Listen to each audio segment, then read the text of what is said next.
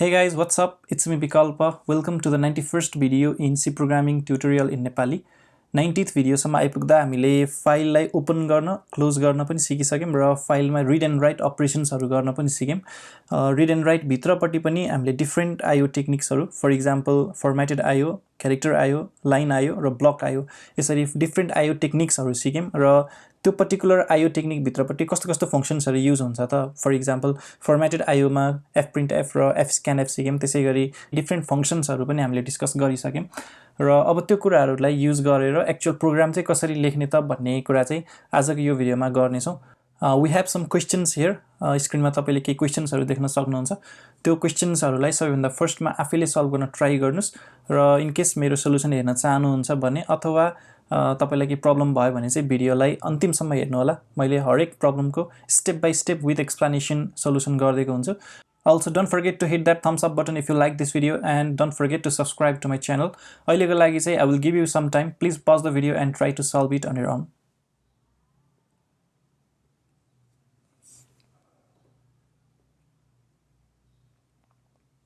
So let us look at the questions. सबैभन्दा first को question चाहिँ हेरौं। यो क्वेशन्सहरु चाहिँ मैले डिफिकल्टी लेभल चाहिँ सजिलोबाट गाह्रोतिर गरेर बढाएर राखेको छु। सो सबैभन्दा फर्स्ट को क्वेशन चाहिँ इज प्रिटी सिम्पल। क्वेशनलाई एकचोटी राम्रोसँग पढौं।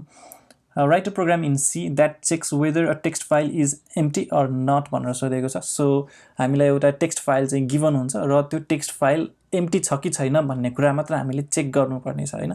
सो यसलाई चाहिँ अब कसरी गर्ने त भन्ने अप्रोचमा चाहिँ जाम। अब हामीले कुनै पनि फाइललाई चाहिँ एम्प्टी छ कि छैन भनेर चेक गर्नको लागि के चाहिँ गर्न सक्छौं त भन्दा पहिला फर्स्टमा त्यो फाइललाई ओपन गर्नु पर्यो र ओपन गरिसकेपछि त्यसमा रिड गर्न खोज्दाखेरि यदि अब fgetc भनेर लिन खोज्दाखेरि -1 भन्ने क्यारेक्टर आउँछ अथवा एन्ड अफ फाइल भन्ने चाहिँ रिच हुन्छ, त्यो क्यारेक्टर रिच हुन्छ भन्ने हामीलाई थाहा हुन्छ कि त्यो फाइल चाहिँ एम्प्टी छ। किनकि हामीले कर्सरलाई चाहिँ सबैभन्दा फाइलको फर्स्ट पोजिसनबाट चाहिँ स्टार्ट हुने हो क्यारे। यदि फर्स्ट पोजिसनमा रिड गर्दा नै चाहिँ -1 आउँछ भने त त्यो फाइलमा के पनि छैन भन्ने कुरा बुझिन्छ नि त। सो हामीले त्यही चेकबाट चाहिँ थाहा पाउन सक्छौं कि फाइल एम्प्टी छ कि छैन भनेर। सो यसलाई प्रोग्राममा लेख्नु पर्दाखेरि चाहिँ फर्स्टमा एउटा फाइल भनौं हैन, empty checker.c भनेर and then I'll type include stdio.h int main return 0। So सबैभन्दा फर्स्टमा चाहिँ त्यो फाइल जुन हामीले चेक गर्न जाँदै छौं त्यो फाइलको लागि एउटा फाइल पोइन्टर चाहिँ डिक्लेयर गर्नुपर्ने हुन्छ। सो फाइल स्ट्रिक फाइल स्मल फाइल भन्ने चाहिँ भेरिएबलको नेम भयो अथवा पोइन्टरको नेम भयो। यसलाई मैले ओपन गर्नु पर्यो सबैभन्दा फर्स्टमा। So file equals to fopen र यो भित्रपट्टि मैले सबैभन्दा फर्स्टमा फाइलको नेम दिन्छु। यो पर्टिकुलर क्वेशनको लागि चाहिँ मैले एजम्पसन के गर्छु भन्दा मेरो फाइलको नेम चाहिँ सपोज notes.txt छ भन्ने कुरा चाहिँ एजम गर्छु र यसलाई मैले रिड गर्छु।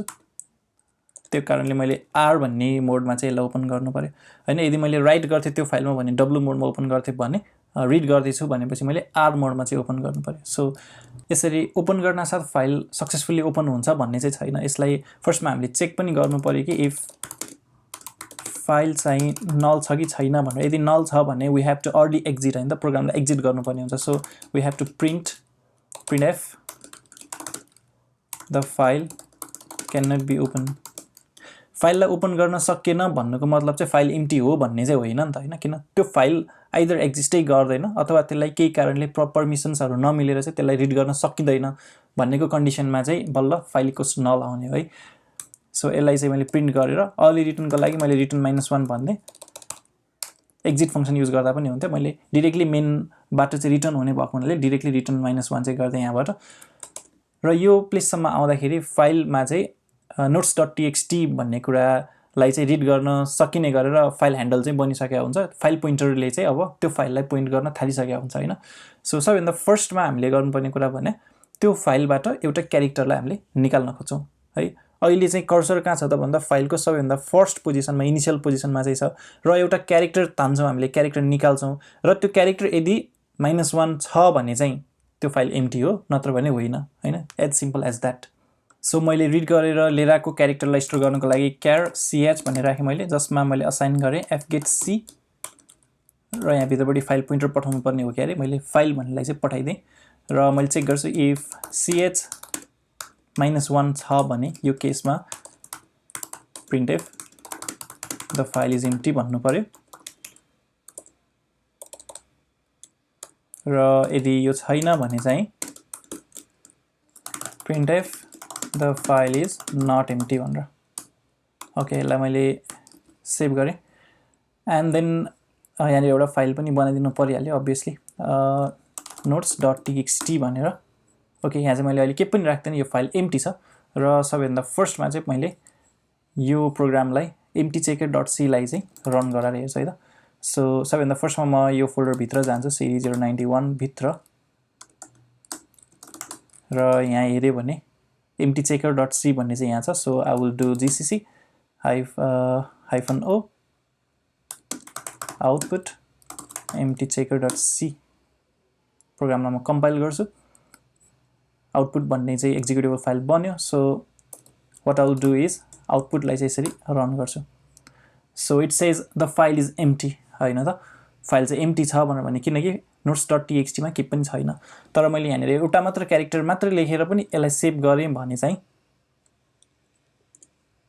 The file is not empty भन्छ हैन त किनकि fget-c ले चाहिँ अब a भन्ने क्यारेक्टरलाई चाहिँ दिने भयो हैन र त्यो क्यारेक्टर a भने चाहिँ -1 सँग बराबर छ त त्यो चाहिँ छैन त्यसकारणले फाइल इज नट एम्प्टी भन्यो सो यति सानो प्रोग्रामले चाहिँ हामीले एउटा फाइल पर्टिकुलर फाइल चाहिँ एम्प्टी छ कि छैन भन्ने कुरा चाहिँ चेक गर्न सकिँदो रहेछ सो कंग्रेचुलेसन्स तपाईले पहिले गरिसक्नु भएको थियो भने चाहिँ झन् धेरै बधाई थिएन भने पनि I think you can easily do it now अब let's move on to the next question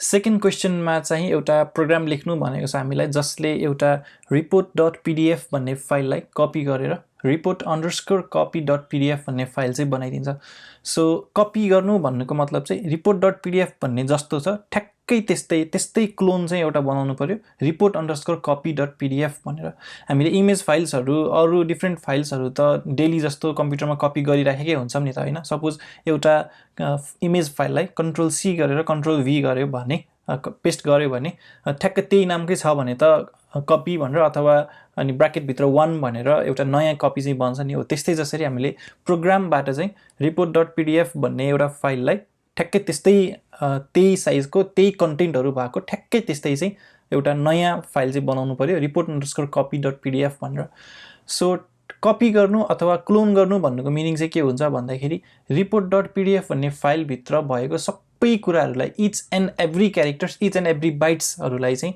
copy गरेर कहाँ लानु पर्यो report_copy.pdf मा लानु पर्यो अब यसरी क्वेशनलाई पढिसकेपछि यसको अप्रोच चाहिँ कस्तो हुन्छ यसलाई सल्भ चाहिँ कसरी गर्ने भन्ने कुरा problem solving is the most important thing हैन के चाहिँ फंक्सन लगाउने त अथवा कसरी त सल्भ गर्ने यो अल्गोरिदम अथवा फ्लो चार्ट चाहिँ कस्तो बनाउने त भन्ने कुरा चाहिँ सबैभन्दा इम्पोर्टेन्ट हो नि त यहाँनेर पीडीएफ फाइल भनेको छ भनेपछि त्यसलाई बाइनरी मोडमा ओपन गर्नु इट इज मोर सेन्सिबल हैन त र बाइनरी फाइलमा ओपन गरेपछि पनि त्यहाँनेर चाहिँ हामीले दुईवटा फाइललाई चाहिँ ओपन गर्नुपर्ने होला किन भन्दा एउटा भने सोर्स फाइल भयो report.pdf भन्ने अर्को भने डेस्टिनेसन फाइल भयो report_copy.pdf भन्ने सोर्स फाइललाई रिड मोडमा ओपन गर्नु पर्ला डेस्टिनेसन फाइललाई चाहिँ राइट मोडमा ओपन गर्नु पर्ला हैन त किन भन्दा एउटाबाट रिड गर्दैछौं अर्कोमा लगेर राइट गर्दैछौं भनेपछि र एउटा क्यारेक्टर्सहरुलाई तान्दै डेस्टिनेसनमा लगेर राख्दै गरे भने त each and every क्यारेक्टर्सहरुलाई राइट गर्दियो भने त फाइलै राइट भयो जस्तो भयो नि त अथवा फाइलै कपी भयो जस्तो भयो नि त भनेपछि हामीले त्यो अप्रोच चाहिँ फलो गर्नुपर्ने रहेछ let's try to convert it into our program है त सो यहाँनेर मैले एउटा नयाँ फाइल चाहिँ बनाउँछु file_copy.c भनेर ओके अघि भनेकै जस्तो कन्सेप्टले सबैभन्दा फर्स्टमा चाहिँ यो इन्क्लुडहरु यिनहरु लेखिहालौं stdio.h int main return 0 भनेर अलिकति ठुलो बनाइन्छु म ओके र यहाँनेर मैले दुईवटा फाइल्सहरु चाहिँ बनाउनु पर्यो एउटा भने सोर्स फाइल एउटा भने डेस्टिनेसन फाइल सो मैले यहाँनेर फाइल भनेर एउटा पोइन्टर बनाए इन फाइल भनेर र फाइल भनेर अर्को पोइन्टर बनाए आउट फाइल भनेर हामीलाई दुईवटा फाइलहरु चाहियो किन भन्दा एउटाबाट रिड गर्दैछौं अर्कोमा लगेर राइट गर्दैछौं भनेपछि सो सबैभन्दा फर्स्टमा इन फाइललाई चाहिँ हामीले ओपन गर्न ट्राई गरौँ हैन ओपन त गर्नु पर्यो नि त एउटालाई रिड मोडमा अर्कोलाई राइट मोडमा ओपन गर्नु पर्यो so in file equals to fopen in dot sorry हाम्रो report.pdf थियो साच्चै report.pdf यसलाई चाहिँ मैले रिड मोडमा र बाइनरी मोडमा ओपन गर्छु र सबैभन्दा फर्स्टमा चाहिँ इन फाइल ओपन भयो कि भएन भनेर टेस्ट गर्छु यहाँनिर। इफ इन फाइल चाहिँ नल छ भने त्यो बेलामा आई विल जस्ट प्रिन्ट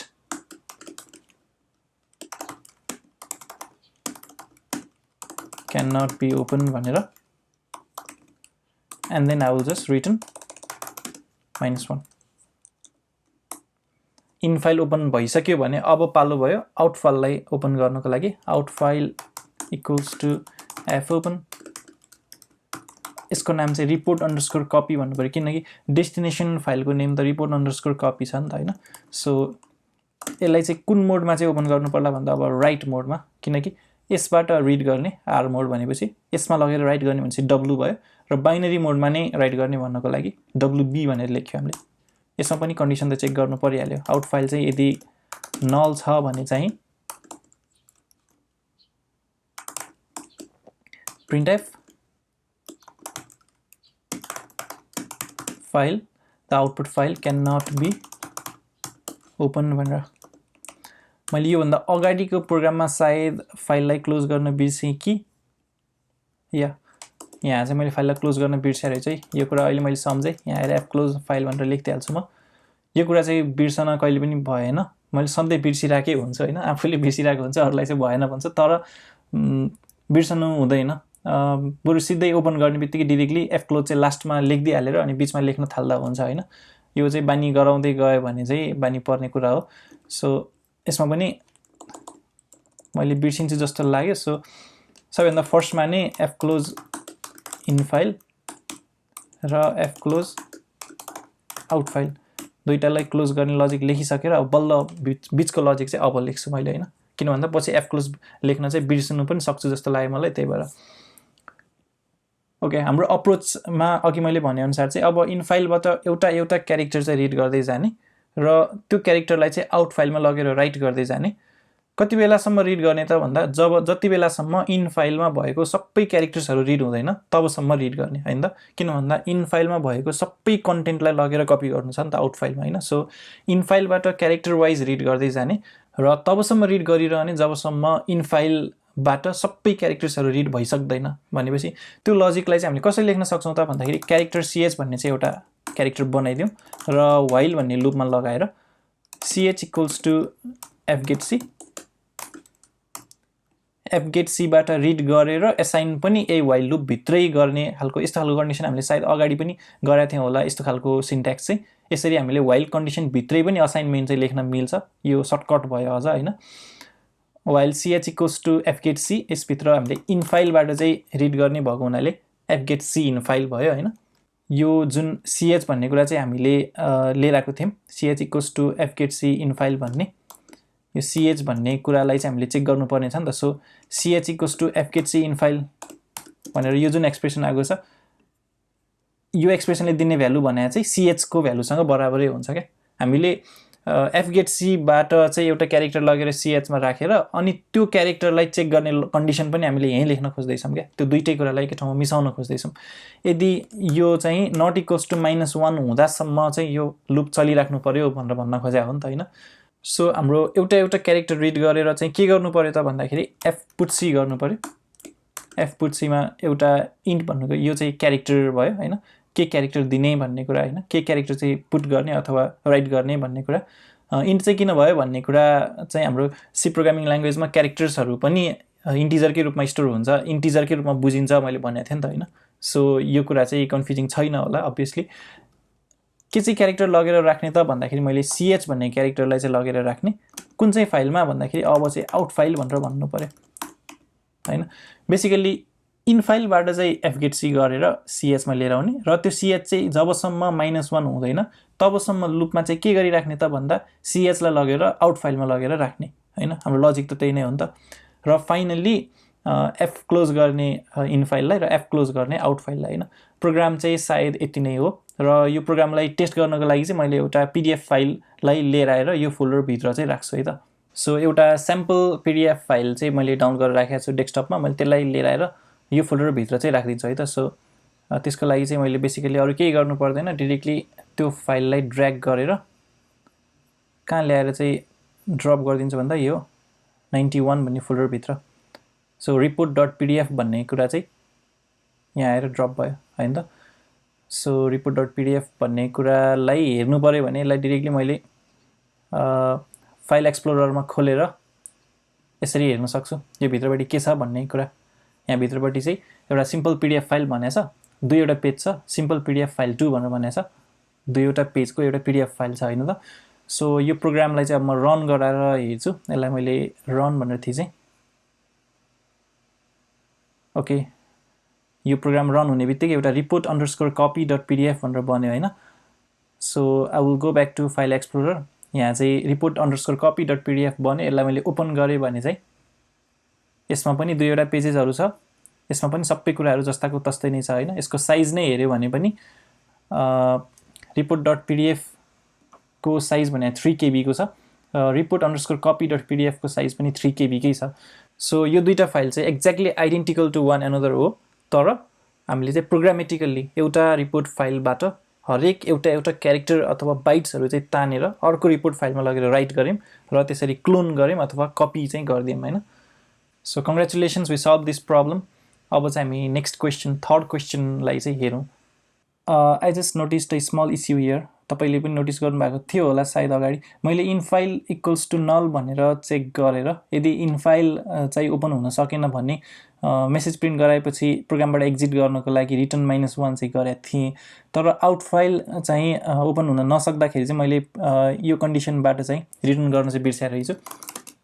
त्यो पनि एड चाहिँ गर्नु पर्यो। रिटर्न -2 भन्दिदा भयो अथवा 1 2 भनेर भन्दा भयो, -1 -2 नभनिकिन। बेसिकली रिटर्न 0 भन्नुको मतलब चाहिँ प्रोग्राम सक्सेसफुली इन भयो भन्ने हुन्छ भने नन जीरो भ्यालु भने चाहिँ हामीले प्रोग्राम केही एरर आएर चाहिँ इन भएको भन्ने खालको कन्सेप्ट हुन्छ प्रोग्रामिङमा चाहिँ। यसरी मैले डाइरेक्टली मेन फंक्सनबाट रिटर्न हुने बित्तिकै प्रोग्राम चाहिँ इन भयो जस्तै हुन्छ भन्ने हिसाबले अथवा त्यो एजम्पसनले चाहिँ मैले रिटर्न युज गरिरहेको छु हैन। हामीले यदि एक्सप्लिसिटली प्रोग्रामलाई एक्जिटै गर्नुपर्ने, टर्मिनेटै गर्नुपर्ने हो भने चाहिँ हामीसँग एउटा स्पेशल फंक्सन पनि छ। त्यसको लागि चाहिँ इन्क्लुड stdlib.h भन्ने छ। स्ट्यान्डर्ड लाइब्रेरी.h भने हो stdlib.h भने चाहिँ। सो यो stdlib.h भित्रपट्टि चाहिँ हामीसँग एउटा एक्जिट भन्ने फंक्सन छ। बेसिकली जुन फंक्सनले चाहिँ हामीसँग एउटा इन्टिजर लिन्छ, त्यो इन्टिजर भने चाहिँ एक्जिट कोड चाहिँ के हुने हैन। अघि हामीले -1 भनेर रिटर्न -1 भने जस्तै एक्जिट भनेर अनि ब्र्याकेट भित्र -1 भनेर भन्दिन मिल्छ। यो भन्नुको मतलब चाहिँ हामीले प्रोग्रामलाई एक्सप्लिसिटली एक्जिट गर्दैछौं है। अघिको र यसमा फरक के छ त भन्दाखेरि रिटर्न भने चाहिँ जुन फंक्सन अहिले रन भइरहेको छ त्यो फंक्सनबाट मात्र बाहिर निस्कने भन्ने बुझिन्छ भने एक्जिट भन्नेले चाहिँ टोटली प्रोग्रामलाई नै टर्मिनेट गराइदिने, प्रोग्रामबाटै बाहिर निस्किने भन्ने बुझिन्छ। अघिको केसमा चाहिँ मेनबाट बाहिर निस्किनु भन्नु नै प्रोग्रामबाट बाहिर निस्किनु जस्तै थियो, त्यसकारणले रिटर्न युज गर्दा पनि भयो। तर मोर स्ट्यान्डर्ड वे भनेको चाहिँ हामीले एक्जिट युज गर्नु चाहिँ बेटर हुन्छ। सो यसमा चाहिँ मैले एक्जिट नै युज गरिदिन्छु दुईटैमा, एक्जिट -1 एक्जिट -2 भनेर नन जीरो कोड जे दिँदा पनि हुन्छ। So congratulations, we solve this one. अरु सबै आउटपुटहरु अरु फंक्सनहरु त सबै एउटै नै हो। So let's move on to the third question. Third क्वेशनमा के भन्न खोजिरहेको छ भन्ने कुरालाई चाहिँ बुझ्न कोसिस गरौँ। थर्ड क्वेशनलाई पढ्दाखेरि चाहिँ त्यो क्वेशनले के भन्न खोजिरहेको छ त भन्दाखेरि हामीलाई एउटा version.txt भन्ने फाइल दिएको छ र त्यो version.txt भन्ने फाइल भित्रपट्टि चाहिँ कन्टेन्ट कस्तो छ त भन्दा एउटा कुनै पर्टिकुलर सफ्टवेयरको चाहिँ भर्जन स्टोर गरेर राखिरहेको छ। फर एक्जाम्पल 6.10.5.56 भन्ने जुन छ नि, यो चाहिँ एउटा पर्टिकुलर भर्जनको फर्म्याट हो, एउटा सफ्टवेयरको भर्जनको फर्म्याट हो।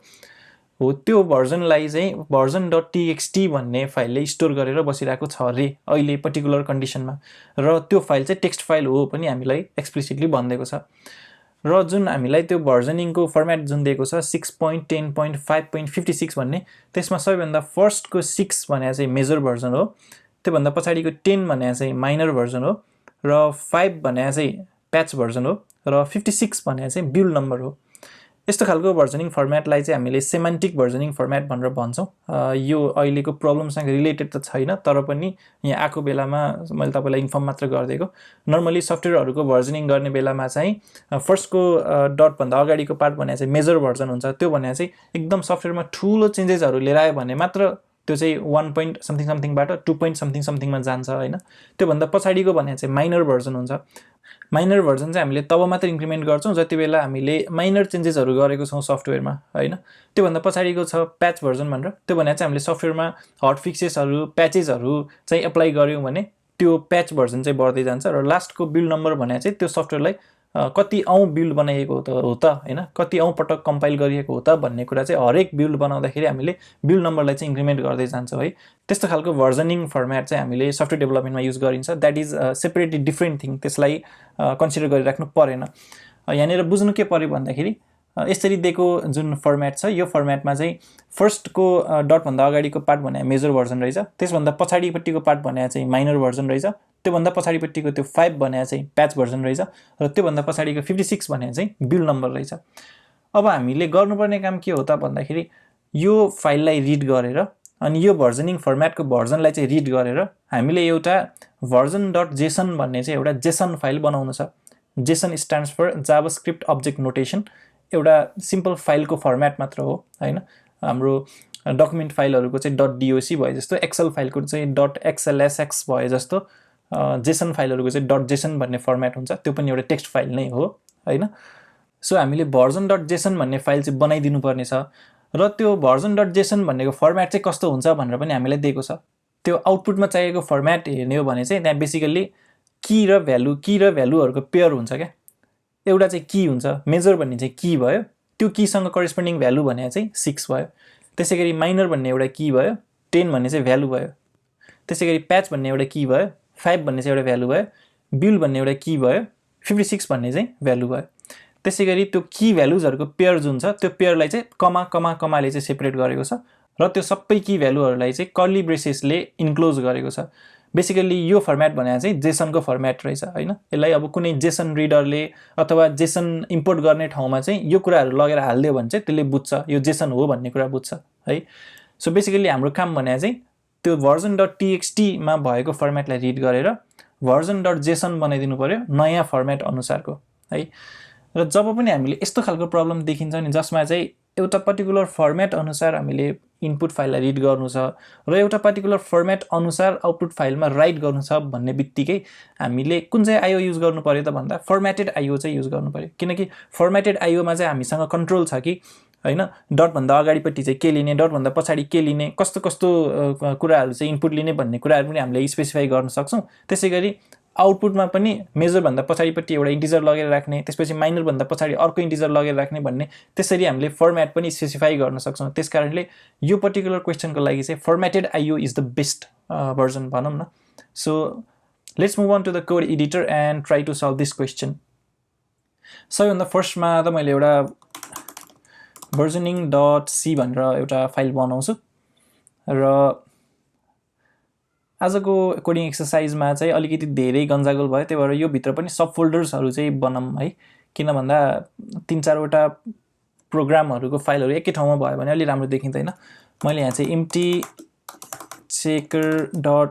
चेकर मात्र भनौँ न, इम्प्टी चेकरलाई चाहिँ बनाएर इम्प्टी चेकर डट सी पनि त्यहाँभित्र मुभ गरिदिएँ र त्यसै गरी इम्प्टी चेकरको लागि आउटपुट कुन थियो भन्दा सायद यो आउटपुट भन्ने चाहिँ थियो, यसलाई पनि लगेर राख्दै मुभ गर्दै र इम्प्टी चेकरको लागि नोट्स डट टीएक्सटी भन्ने फाइल बनाएको थियौँ, यसलाई पनि मुभ गर्दै ओके। त्यसै गरी 91st भिडियोभित्रपट्टिको फोल्डरमा मैले अर्को एउटा फाइल अन्डरस्कोर कपी भन्ने फोल्डर चाहिँ अलरेडी एक्जिस्ट गर्छ। ओके ओके, लास्टमा अन्डरस्कोर पनि हालिदिउँ न त एउटा, र यसलाई चाहिँ मुभ गरेँ, त्यसै गरी यसलाई पनि मुभ गरेँ र यसलाई पनि मुभ गरेँ, don't ask me again and move, and यसलाई पनि मुभ गरेँ। सो यति कुराहरू मुभ भइसक्यो। एन्ड देन 91st भिडियोको फोल्डरमा आएर मैले फेरि अर्को एउटा फोल्डर बनाएँ भर्जनिङ भनेर, र भर्जनिङ डट सीलाई चाहिँ भर्जनिङभित्र लगेर राख्छु र यहीँनिर चाहिँ मैले एउटा नयाँ फाइल बनाउँछु भर्जन डट टीएक्सटी भनेर। बेसिकली यो फाइलमा चाहिँ अघि हामीले भनेको जस्तरी अथवा क्वेसनमा पढेको जस्तरी 6.10.5.56 भनेर यो कुरा चाहिँ सेभ भएर बसिरहेको हुन्छ। बेसिकली भर्जनिङ डट सी भन्ने फाइलबाट चाहिँ अब हामीले अथवा प्रोग्रामबाट चाहिँ हामीले के गर्नु पर्यो भन्दा भर्जन डट टीएक्सटीमा भएको कुरालाई चाहिँ रिड गर्नु पर्यो हैन, र त्योबाट चाहिँ हामीले पार्स गर्नु पर्यो। मेजर भने के हो, माइनर भने के हो, बिल्ड भने के हो, त्यो कुराहरूलाई पार्स गर्नु पर्यो र हामीले नयाँ चाहिँ फर्मेटेड आइओ युज गरेर नयाँ फाइललाई चाहिँ क्रिएट गरेर राइट गर्नु पर्यो हैन। सो त्यसको लजिकको लागि सबैभन्दा पहिला फर्स्टमा त इन्क्लुड stdio.h लाई इन्क्लुड गर्नु नै पर्यो। ओके, यसमा पनि हामीलाई दुईवटा फाइल्सहरु चाहिन्छ अब्भियसली। एउटा भने चाहिँ version.txt बाट रिड गर्नको लागि version.txt भन्ने चाहिँ रिड मोडमा ओपन गर्नु पर्यो, त्यसको लागि एउटा फाइल पोइन्टर चाहियो। र version.json भन्ने फाइल जुन आउटपुट फाइल छ त्यो फाइलमा एक्सपोर्ट गर्नको लागि हामीले त्यसलाई राइट मोडमा ओपन गर्नुपर्ने हो नि त, त्यसको लागि पनि अर्को एउटा फाइल पोइन्टर चाहियो। भनेपछि हामीले दुईवटा चाहिँ फाइललाई ओपन गर्नुपर्ने रहेछ, दुईवटा फाइल पोइन्टर चाहिने रहेछ। सो फाइल यसमा इन फाइल भनेर एउटा बनाए र फाइल यसमा आउट फाइल भनेर अर्को बनाए है। र मैले फर्स्टमा इन फाइललाई ओपन गर्छु, in file equals to fopen। केलाई ओपन गर्ने त भन्दा version.txt लाई, यसलाई मैले रिड मोडमा ओपन गर्छु, यसलाई बाइनरी मोडमा ओपन गर्दिन किन भन्दा txt फाइल भने त हाम्रो टेक्स्ट फाइल नै हो नि त हैन। र सबैभन्दा फर्स्टमा यहाँ लास्टमा गएर f क्लोज चाहिँ गर्दिहाल्छु म, नत्र म फेरि बिर्सिहाल्छु। In file f close out file है, यो दुईटालाई चाहिँ क्लोज गर्दिहाल्यो भने ढुक्क हैन। र यहाँनिर मैले फर्स्टमा चेक गर्छु इफ इन फाइल चाहिँ नल छ भने त्यो बेलामा printf cannot open input file। यहाँबाट एक्जिट गर्नको लागि मैले इन्क्लुड गर्छु stdlib.h लाई, त्यो इन्क्लुड गरेपछि अब हामीले यहाँ एक्जिट भनेर फंक्सन युज गर्न पायो। एक्जिट भनेर यहाँ चाहिँ 1 भनेर चाहिँ कोड दियौँ है त। यदि इन फाइलमा चाहिँ नल आयो भने त्यसको मतलब चाहिँ version.txt ओपन गर्न सकिएन भने त्यो बेलामा cannot open input file भनेर भन्ने अनि प्रोग्रामलाई एक्जिट गर्ने भनेर भन्ने। त्यसैगरी आउट फाइललाई पनि ओपन गर्नु पर्यो, fopen।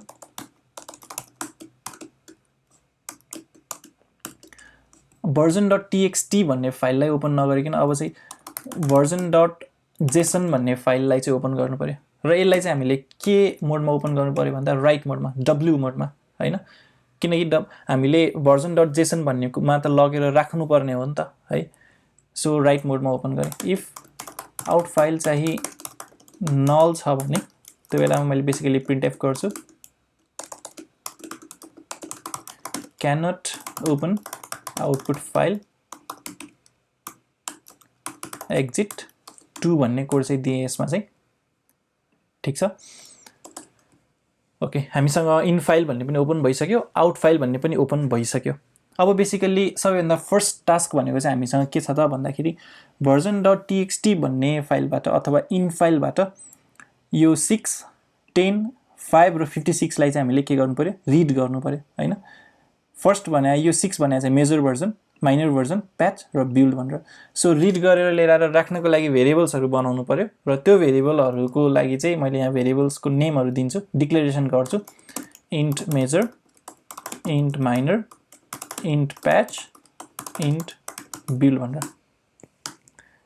ओके, चारवटा भेरिएबल्सहरु हामीले बनायौं। अब हामीले फर्मेटेड आइओ चाहिँ युज गर्यो भने बेटर भयो हैन त, किन भन्दाखेरि हामीले फर्स्टमा एउटा %d अनि डट अनि %d dot %d dot %d यस्तो खालको फर्मेटमा चाहिँ हुन्छ है भनेर स्पेसिफाई गर्न पाउँछौं नि त यदि फर्मेटेड आइओ युज गर्यौं भने त। सो fscanf हुने भयो फर्मेटेड आइओ को फंक्सन भने चाहिँ fscanf। सबैभन्दा फर्स्टमा के दिनु पर्यो भन्दा फाइल पोइन्टर दिनु पर्यो। कहाँबाट स्क्यान गर्ने त भन्दा इन फाइल देखिबाट स्क्यान गर्ने। त्यो भन्दा पछाडिपट्टि हामीले दिनु पर्यो format specifier. So format specifier चाहिँ कस्तो हुने भयो त भन्दा मेजर भर्जनको लागि %d एउटा इन्टिजर हुन्छ, त्यसपछि एउटा डट आउँछ, त्यसपछि फेरि अर्को एउटा इन्टिजर आउँछ, अनि फेरि डट आउँछ, फेरि अर्को इन्टिजर आउँछ, अनि फेरि डट आउँछ र फेरि अर्को इन्टिजर आउँछ। यसरी चारवटा इन्टिजर्सहरु आउँछ भनेर भन्यौं हामीले। र यो फर्स्ट इन्टिजरको कुरालाई कहाँ लगेर राख्ने भन्दा एम्परस्यान्ड मेजर, मेजरको एड्रेस दियौं हामीले, मेजर भन्ने भेरिएबलमा लगेर राख्ने भन्नको लागि। सेकेन्ड %d लाई चाहिँ माइनरमा लगेर राख्ने, थर्डको %d लाई चाहिँ प्याचमा लगेर राख्ने र फोर्थको %d लाई चाहिँ बिल्डमा लगेर राख्ने। ओके, यति कुरा हामीले गर्यो। अब हामीसँग मेजर, माइनर, प्याच र बिल्ड भन्ने इन्टिजर भेरिएबल्सहरुमा चाहिँ हाम्रो अघिको जुन भ्यालु छ नि 6 10 5 र 56 भन्ने कुरा आएर बसिसक्छ यहाँसम्म चाहिँ। अब हामीले यो कुराहरुलाई चाहिँ कहाँ लगेर राख्नु पर्यो त भन्दा version.json भन्ने फाइलमा चाहिँ लगेर राख्नु पर्यो।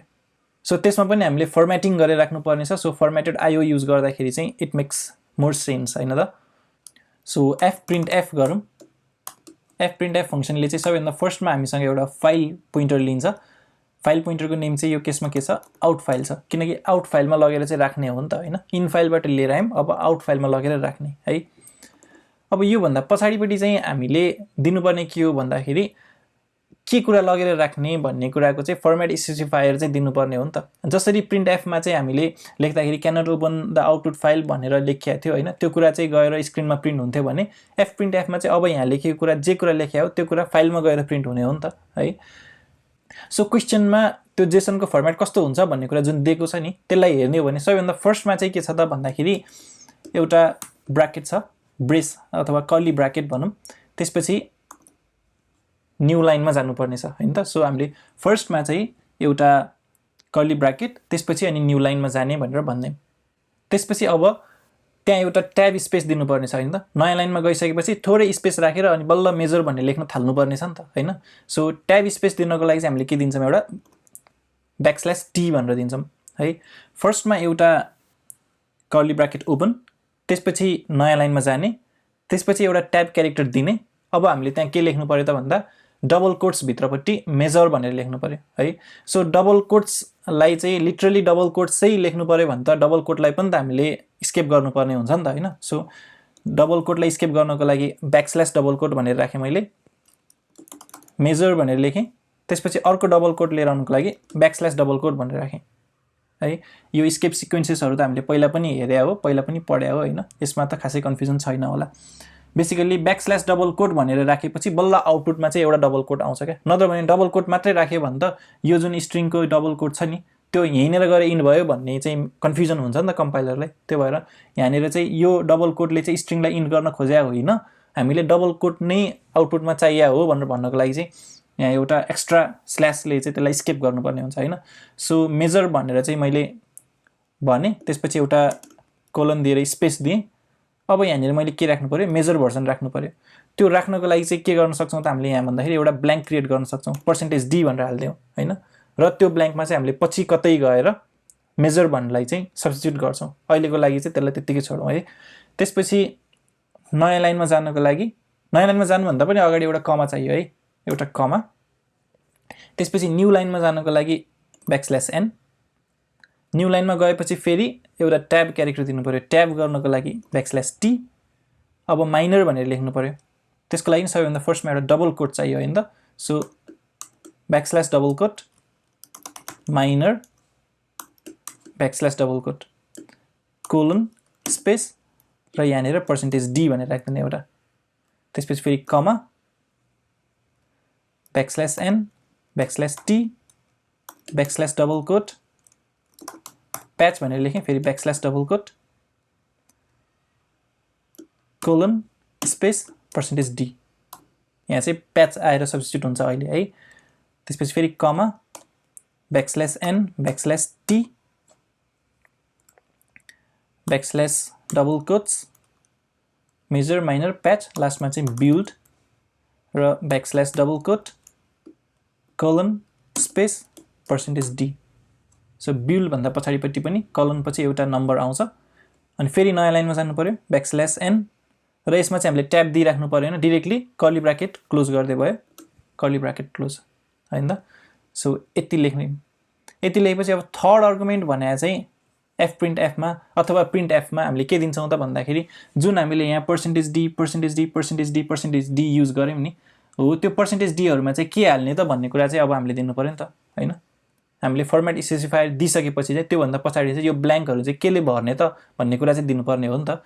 सो यो %d को ठाउँमा चाहिँ हामीले मेजर लगेर हाल्ने, त्यसपछि यो %d को ठाउँमा चाहिँ हामीले माइनर लगेर हाल्ने, त्यो भन्दा पछाडीको %d मा चाहिँ लगेर प्याच लगेर हाल्ने र फाइनली लास्टको %d यसमा चाहिँ लगेर बिल भनेर हाल्ने।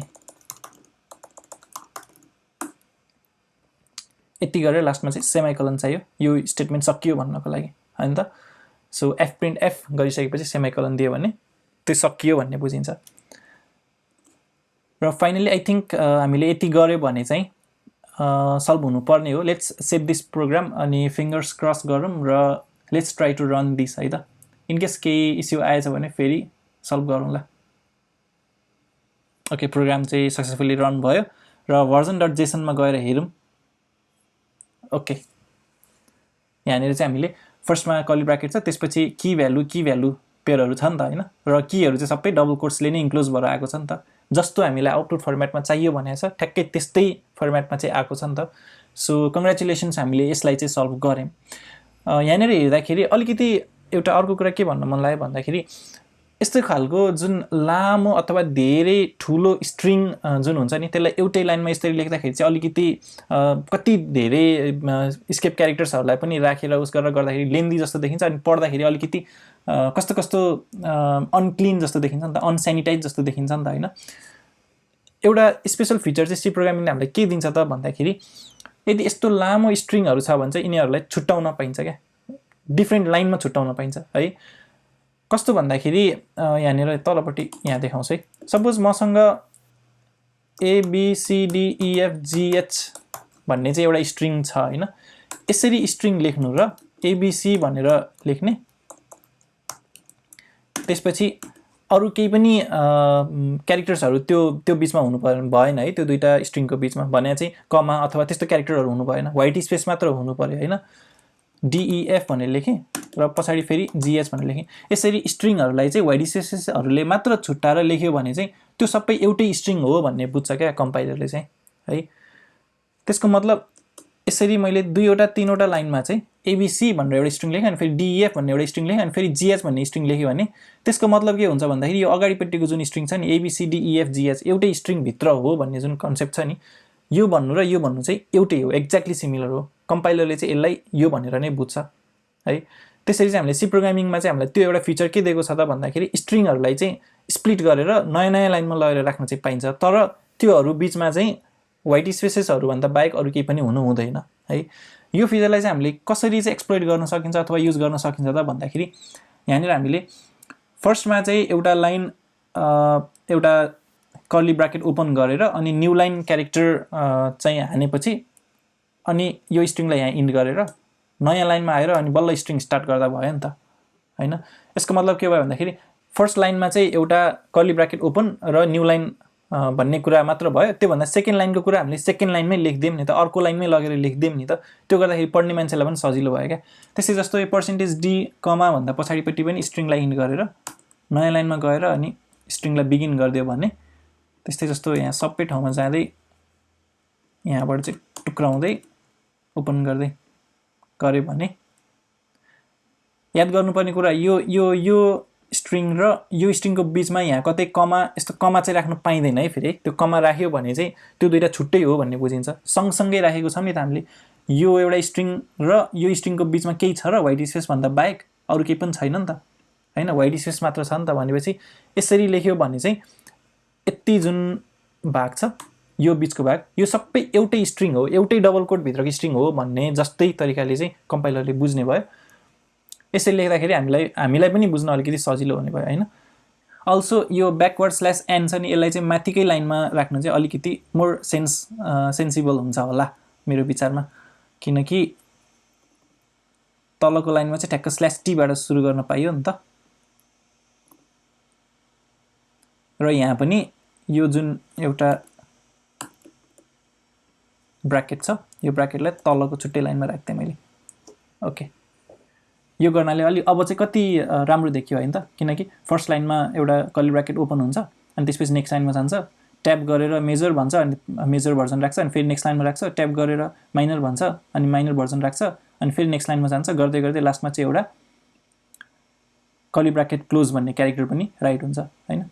यो हेर्दाखेरि ठ्याक्कै यस्तै जस्तो देखिन आयो नि त हैन। So that is more appropriate है। यो भने कोडलाई अलिकति सेनिटाइज अथवा क्लिन मात्र गराएको हो हैन, यसले प्रोग्राममा केही पनि त्यस्तो हार्ड एन्ड फास्ट चेन्ज चाहिँ लिएर आउँदैन। सो यसलाई सेभ गरे, यसलाई जसरी रन गर्यो भने पनि एक्ज्याक्टली अघिको जस्तो आउटपुट आएको थियो, ठ्याक्कै त्यस्तै नै आउटपुट आउँछ।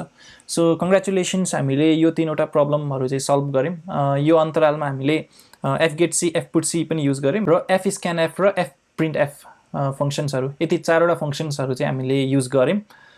त्यो भने चाहिँ क्यारेक्टर आइओ पनि युज गऱ्यौँ र फर्मेटेड आइओ पनि युज गऱ्यौँ।